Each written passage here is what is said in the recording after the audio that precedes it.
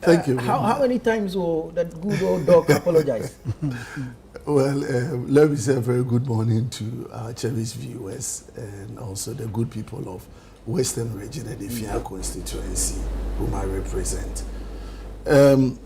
It's a call by the flag bearer of the 2024 NPP. This is after we've come out from a very devastating elections result. And it's always important that when you come out of an election like we did, you do an introspection and try to figure out exactly why we got what we got. Going into the 2024 election, if you look at the time we started building up with our slogan, Breaking the Eight, and we were very confident that we were going to win the 2024 elections, not just for breaking the eight's sake, but because of the work that we believed we have done over the past 8 years. You know, when you have a government that came into office in 2017 with the biggest flagship program of free senior high school, I was amazed how the government was able to implement that policy in the very first year of its inception. Because if you look at the talk around what it cost to run that program and all the challenges that the education sector had faced and the financial implications of all of these, it was very, very big call by Nana Addo Dankwa Akufo-Addo to implement the free SHS the very year that he took office. And with all its challenges, gradually having implemented it to the extent that at some point data suggested about 2 million, 3 million. People were even having conversation around how many people have actually benefited from the free SHS over the 8-year period. Even President John Dramani Mahama during the State of the Nation's address indicated that about 2.3 or so instead of 3 million that NPP had indicated were beneficiaries of the free SHS. My question is, if you can imagine up to 2.3 million Ghanaians who otherwise may not have had the benefit of going into free senior high school, what would have been their fate? When you look at the infrastructure that were developed in the education sector, I'm coming from Takoradi. In those days when we were growing up, the prominent schools that we had in the Western region were GSTS, St. John's Secondary School, Fijai Secondary, Bishop Portes, and St. Mary's. If people told you schools like Adiembra Secondary, Takoradi Secondary, and then Ahantaman Secondary, these were institutions people would have categorized them as third level senior high schools.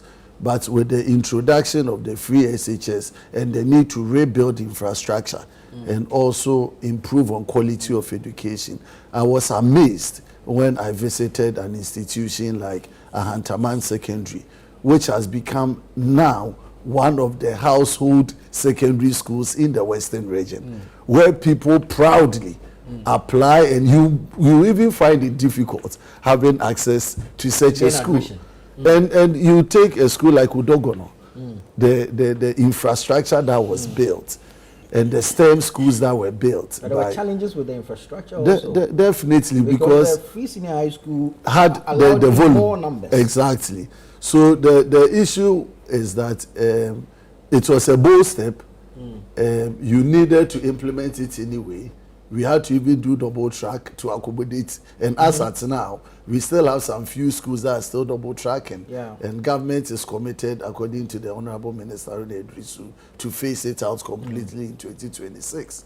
And so my point is, if you look at the investment, and these are transformational decisions by a government, you know, these are things that break barriers. They are decisions that had been beneficiary to only a section of the Ghanaian populace in the north, and then you wanted to extend it to cover the entire country. And so from my point, when you take the area of education, the big point, which was our major campaign promise of free senior high school, and its work and the improvement and the performance even over time cannot be underestimated. It is for that reason that even the current government said it cannot and will never cancel free SHS, but would only come in with other mechanisms to improve on its deliverables. And I think that is a step in the right direction. If you go through other areas, we've had these conversations before. I'm not here to just talk about MPP and say MPP did everything. But if you take health, even towards the tail end of Nana Addo Dankwa's regime, where he boldly initiated this Agenda 111, with the intention that every district in Ghana should have one major health facility that meets international or national standard, whereby anybody within that district, if you face such challenges in health, you can go there and be served.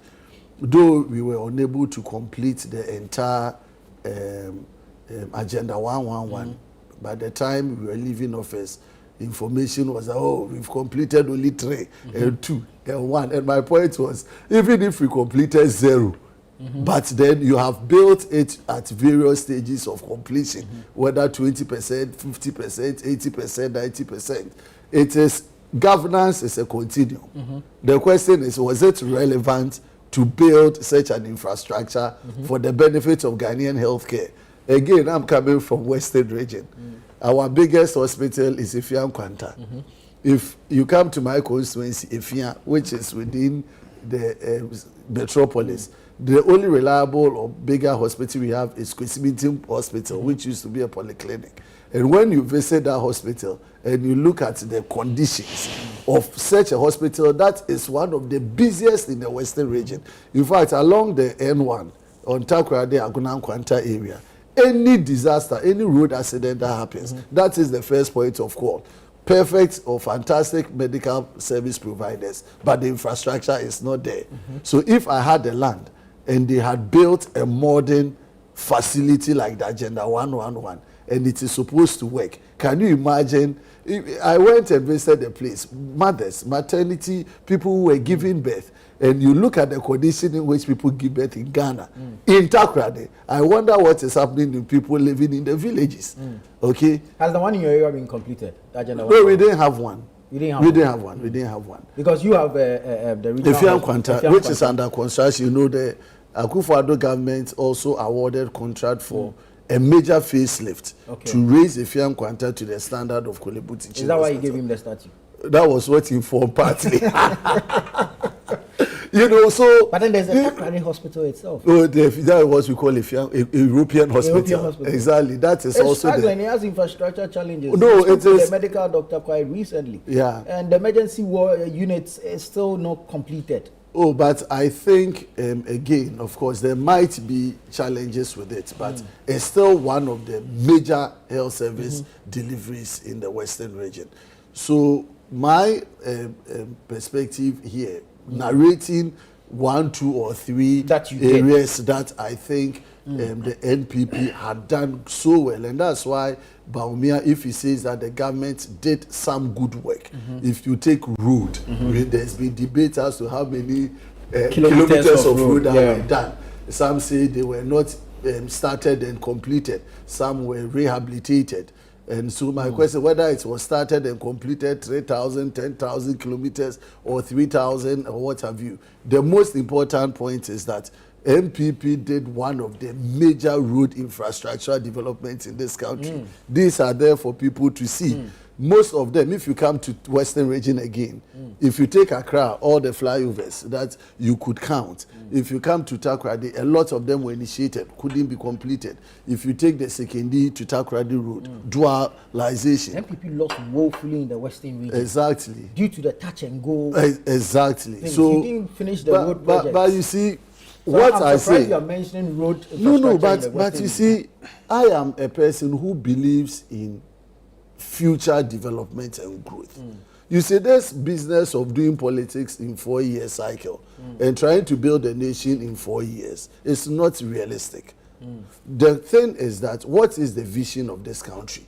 Where do we want to go? If I want to build a road network that will sustain the time, and I know that I need to do only 1 lane to 4 years to please the people, and I do that only to realize that in 8 to 10 years time, it will cost you double or triple to expand it into a 2 or 3 lane. What will be my business decision as a government? Will I do that to win political advantage over 4 years, or I want to build a system that can sustain us over the years? So I believe, though we should have completed them, I'm not making excuses for the government. I was a loser in that game where all those roads were not. And if you come to Takoradi, all the investment that is coming out of it, all the raw materials, the resources that are coming out of the Western region, and the government cannot pay particular attention and give them the development, like the roads we are talking about. How many kilometers of road were we talking about? 5 kilometers, 10 kilometers. Even the longest stretch, which is Power Grant Runabout or what have you to Agunam Kwanta, you are talking about less than 20 kilometers of road.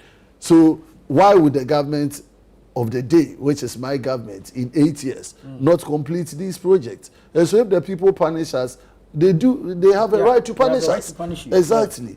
But the key thing is that the projects were initiated, they had various stages of completion, and so now to the apology. And then we wrap up on that so I can hear from after all the good things that we have done, there were also some minuses. Minuses around being a listening government. If you're a government of the people. So you have a team you are working with, and Ghanaians begin to call for the heads of some people and the decisions they make. The decision around the reshuffling of government. Government didn't do it and do it on time. You have policies around DDEP, where people's interest in terms of investments were being affected, the haircuts. People talked against it. We went ahead and did it. You have e-levy, introduction of e-levy. Government thought it could be a major revenue solution, but the government, Ghanaian people were saying that no, it has consequences for business, and so take it off. We went ahead and implemented it. And so we initiated other programs, though well intended, but they were against the wishes of the people. And so in government, you need to balance. To what extent do I listen to my people, and to what extent do I live? And so we went in, and then the Ghanaian people said, yes, we weigh your good side and your bad side, but you know, what affected our pockets were more. And so get out of the way and let people come in. Now, with that benefit, the flag bearer then is going around engaging stakeholders. First on the thank you tour to thank even. Has that ended? Yes, I think it has ended. And to thank people, even if you have 2% of Ghanaians voting for you, you need to thank them. You need to show appreciation. And so if you have about 41% of people voting for you in an ended election, you need to go around and thank them, because it took time and energy for someone to go and queue and vote for you. So I think that was the right thing. Now, after you've gone to thank them, you need to also let them know that you appreciate their concerns and the fact that you erred. So where we have erred, he says we are sorry.